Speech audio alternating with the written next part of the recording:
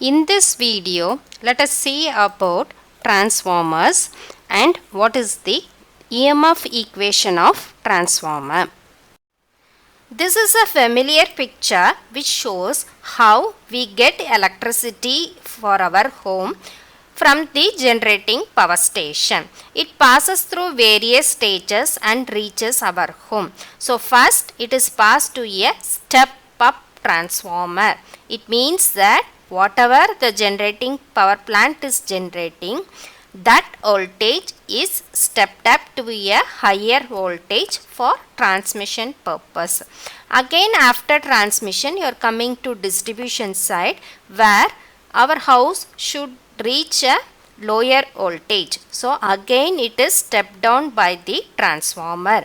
So here the function of the transformer is to step up the voltage, and here it is stepping down the voltage. So the things we can note about transformer from this diagram is that first thing, we are generating AC voltage. So transformer works with only AC voltage, alternating current, and its voltage can be stepped up or stepped down. Another thing is that the power remains the same. It means that whatever input power you give, you are getting the output power. You cannot change the power level using a transformer. And if you are generating 50 Hertz, you can, in the output side also you will get only 50 Hertz. You cannot change the frequency using a transformer. So there is no change in frequency. And the important thing is that there is no moving part in a transformer, so it is called a static device. So these 5 points are important to be remembered about transformer. So it works only with alternating current, and its voltage can be stepped up or stepped down.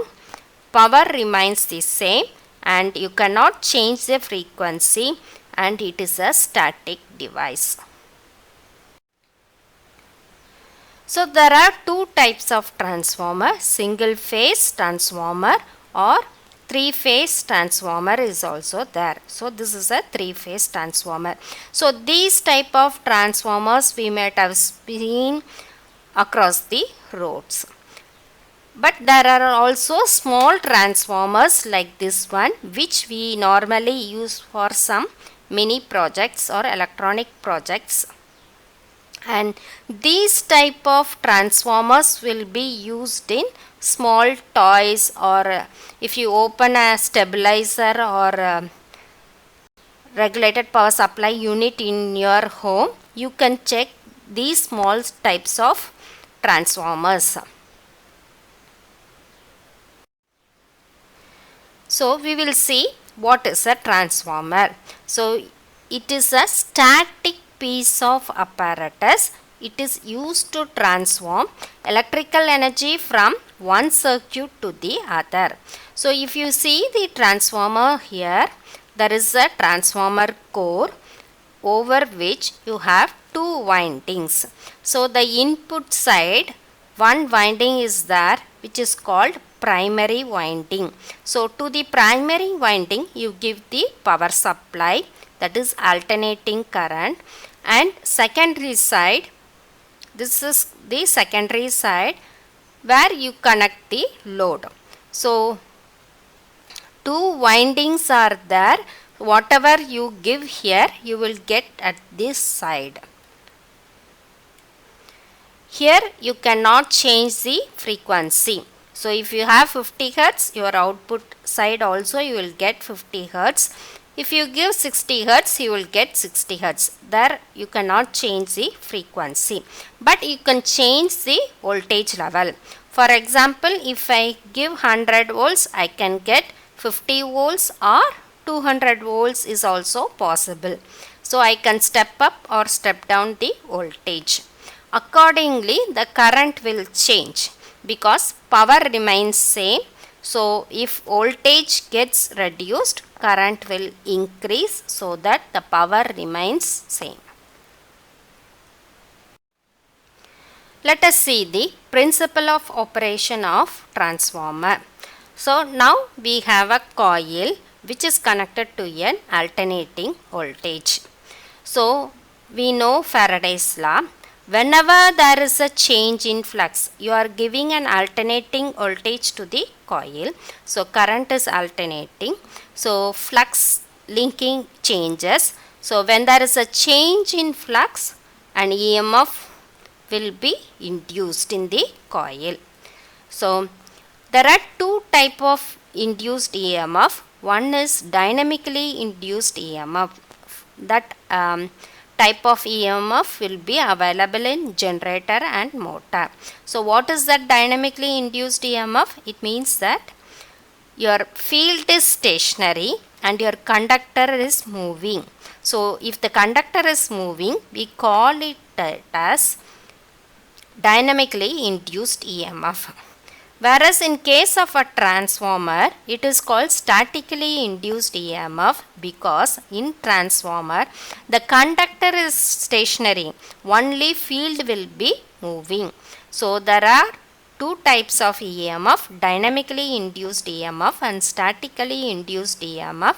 In transformer we have statically induced EMF.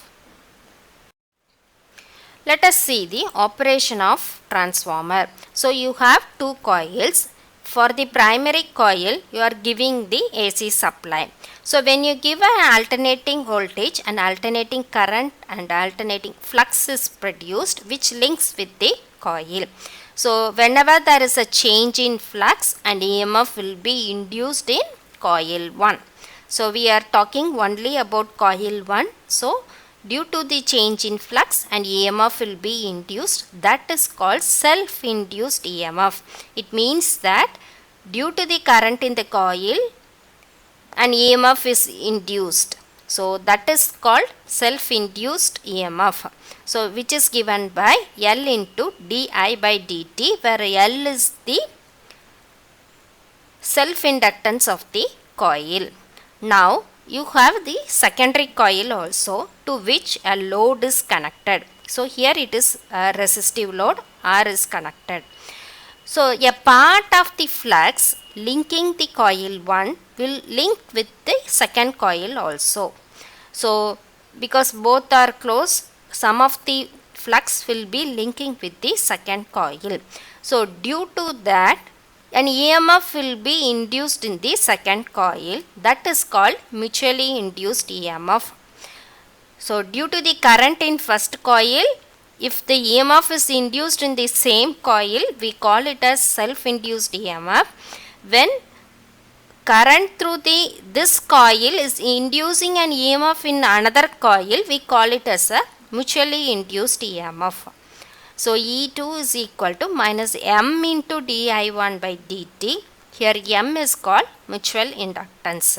So the transformer is basically has two windings, primary and secondary. So we are giving the supply in primary. Due to that, EMF is induced in both primary as well as in secondary windings.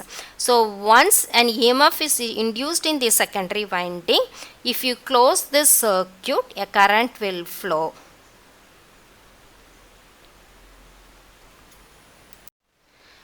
Next we have a term in transformer called turns ratio or transformation ratio. You see here, this is the transformer, two windings are there.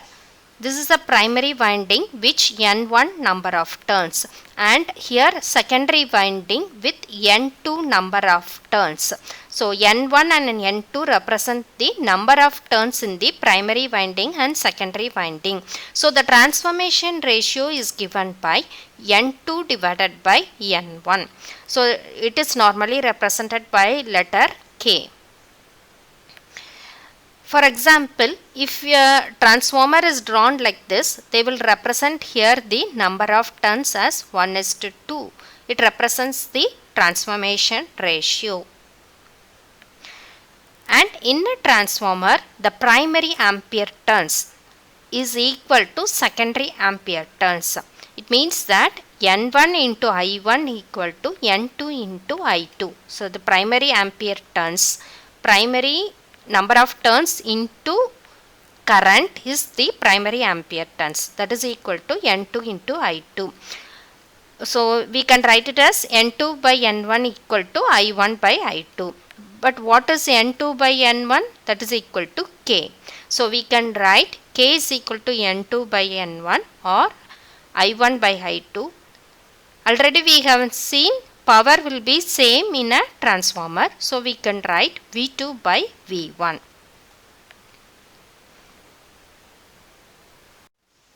There are two types of transformer based on the transformation ratio.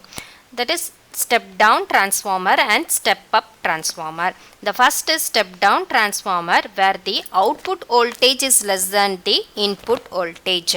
In step up transformer, the output voltage is greater than the input voltage. So you see the step down transformer, you give an input voltage of V1 and output voltage you are getting V2, but V2 will be smaller than V1. So we call it as a step down transformer. That is, output is less than input means it is step down transformer. You see the number of turns. Number of turns in secondary will be less than the number of turns in the primary. If you take step up transformer, here the number of turns in the secondary will be greater. So V2 is greater than V1.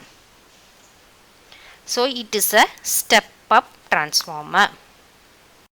Now let us see the main parts of a transformer. So the two parts are there. One is the core, that is transformer core, and another one is the windings. So two windings will be there, primary winding and secondary winding. So these windings are wound on the core. We have seen the windings are placed on the transformer core.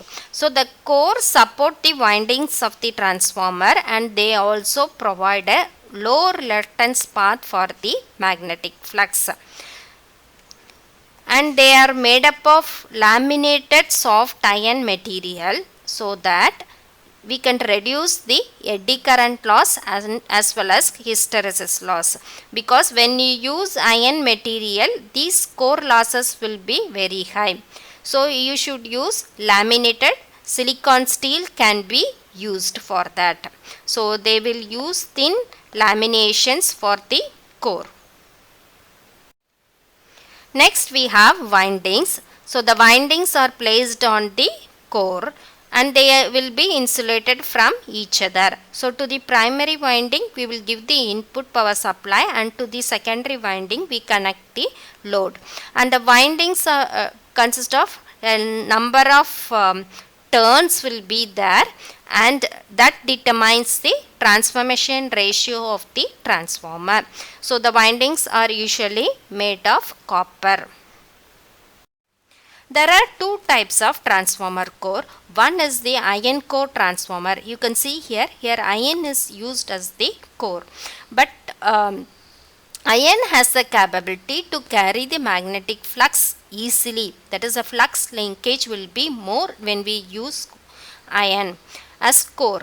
But the problem is that it leads to more core losses, because when you use iron you will have eddy current loss as well as hysteresis loss will be there. So for some applications we can go for air core transformer where air is used as the medium. Okay, but the problem here is that flux linkage will not be as efficient as in case of a iron core.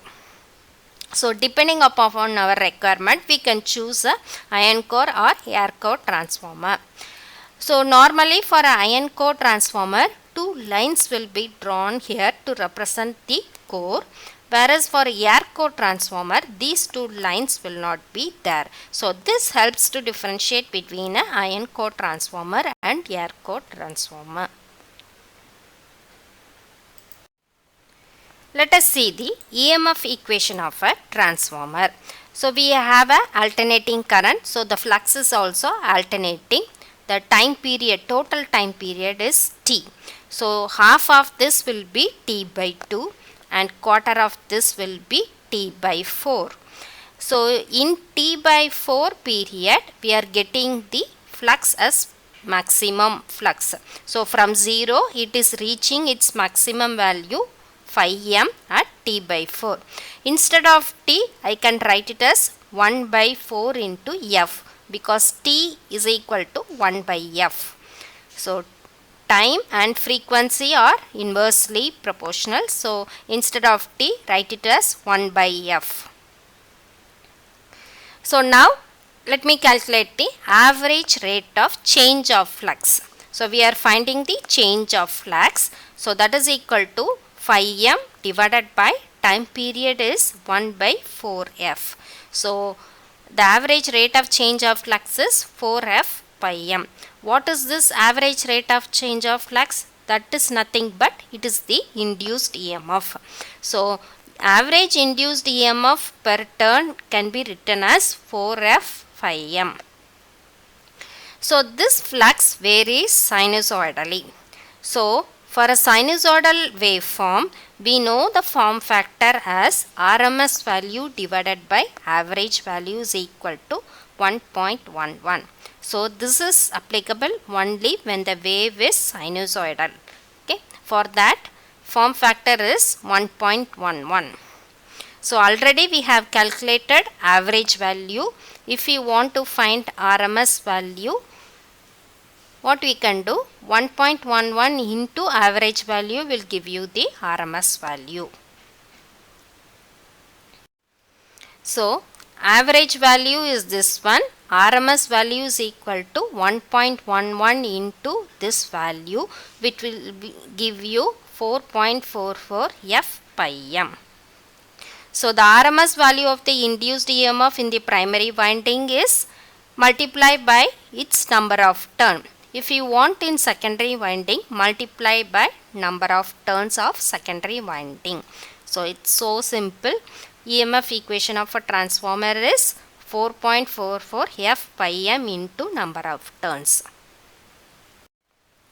So the points to remember here are: transformer is a static device which is used to transform electrical energy from one circuit to another.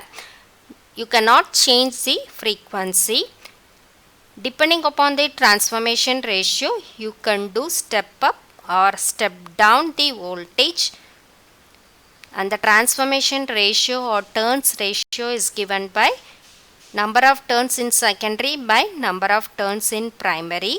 The RMS value of the induced voltage is given by 4.44 f pi m into number of turns. If you like the video, do subscribe to Read Electric Vehicle. Thank you.